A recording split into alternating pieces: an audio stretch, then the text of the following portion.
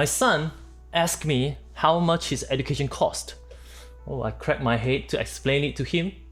Let me tell you the story. One evening when we were walking towards an MRT station, I was chatting with my son about his education in Taipei. I asked, "Do you like your school so far?" My son said, "I feel that I'm really doing something productive here. Academically, I've never felt so engaged with schoolwork. I like it here much better than when we were in Portland and Malaysia." Oh, I felt a sense of relief when I heard that my son enjoys his new school. I said, "So the school fees we paid is worth it?" My son then asked, "How much is my school fee?" Oh.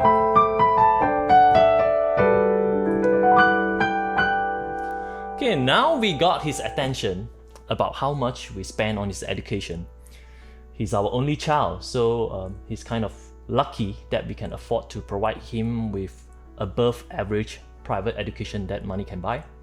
So for this semester, we paid about 500,000 Taiwan dollar. That's equivalent to roughly about 18,000 US dollar. Then he asked again, "Is that a lot of money?" Okay, my son is undoubtedly the biggest spender in our household due to the school fees, not how much he eats, even though he's quite a big eater himself. So at the moment, I was thinking about how I could put the monetary figure in a context that he could see clearly. He knows that 36,000 US dollar a year is a lot of money to many people. Moreover, this is my son's first year in high school at grade 9. He will spend 4 years in high school before going to college. Subsequently, I told him these few examples.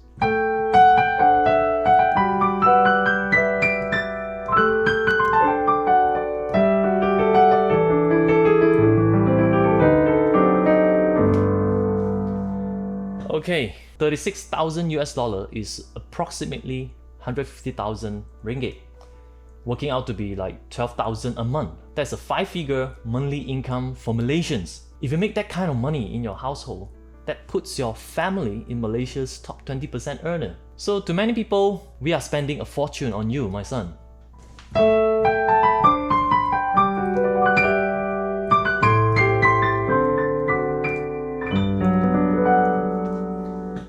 Then as we were waiting for the pedestrian traffic lights to turn green, I saw a Tesla passing by. My son is a big Tesla fan, and frankly, I am too. A Tesla Model X with the highest specification costs about 4.6 million Taiwan dollar here. So assuming a 10% depreciation rate, that is about the same we pay to his school each semester. I told him, if you go to public school, we can use that money to buy 2 Tesla Model X, one for your mom and one for me. We'll drive more instead of taking the MRT, trains, the HSR, the public buses. So I could see his face, lit up at that time. Who wouldn't want to ride on a Tesla every day, right?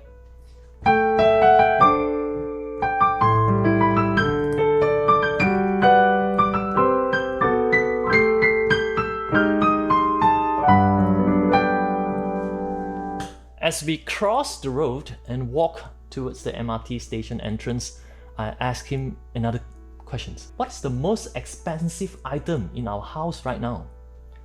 So he thought for a while and said, "Is it a piano?" Yes, he is right.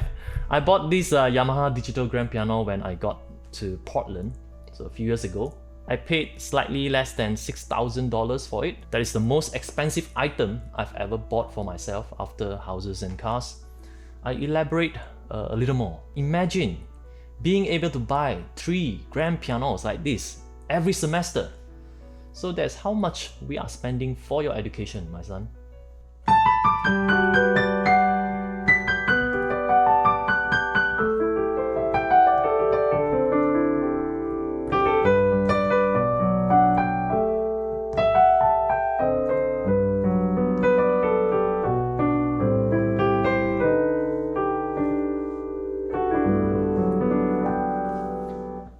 I told you this story. It's actually not to brag that we send our kid to good school, expensive school. We only have one kid, and our burden of raising a kid is much less than you if you have 2 children or more. Furthermore, my son used to actually study in a public school too, back in Portland, which actually cost nothing. The purpose is to share how we actually deal with the situation. I genuinely believe that most parents would like to provide the best for their children. We sent him to an international school because his command of Chinese language is not up to the standard to study in the public school here in Taiwan, so we have no choice. So think about your household. If you are a parent, think of what you are providing for your children. I believe it is a lot. For example, I have a friend who actually moved to Australia for the sake of her children's education. Although the husband still work in Malaysia though. For example, my parents didn't earn much. Nevertheless, they sent me to piano lessons. At one point, my music lesson fee was close to 200 ringgit a month when I was studying in higher grades, which was a lot of money for them at that time. I've known actually many mothers who also gave up their careers to stay home so that they could focus on their kids' well-being. Sometimes you feel like you are a designated cook, driver, and a lack of a better word, kakak. It's always a big sacrifice being a parent. However, we are happily and willingly sacrificing a part of ourselves just for them. And that's the same as what our parents had provided us. So I remember there was one time when I was in grade 5 piano. I felt so bored with classical music that I wanted to quit. When I told my parents about my intention, there was one thing they said that actually changed my mind to resume the lessons. My father said this: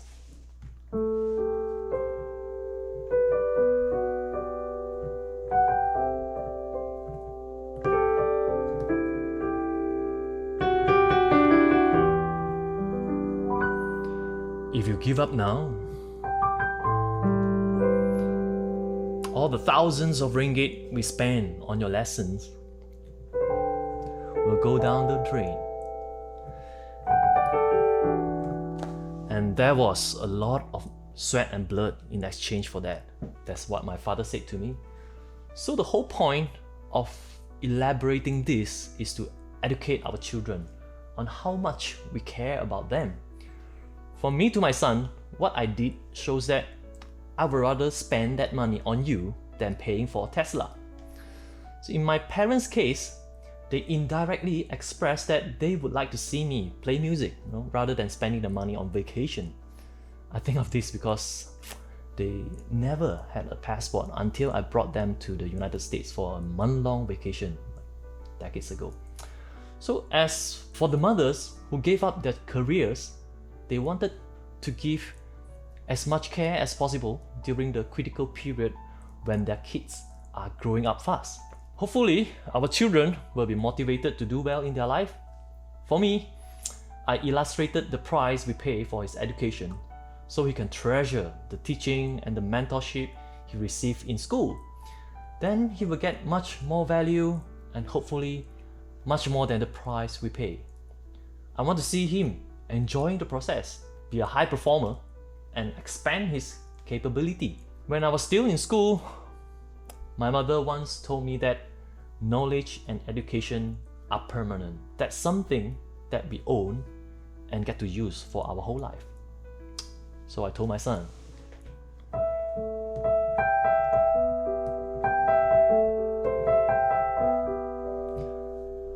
we are not going to leave much money to you.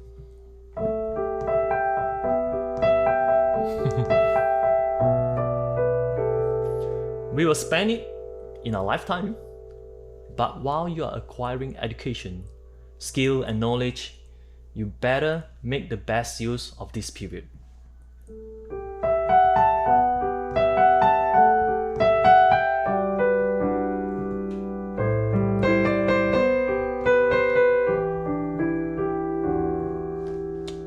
We will do our best to give you the proper education. When you grow up, you will be on your own. So you better make the best use of your time while you can still depend on us.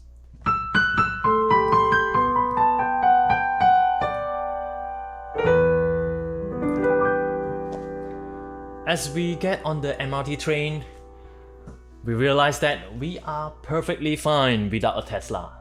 Okay, so thanks for watching until this point.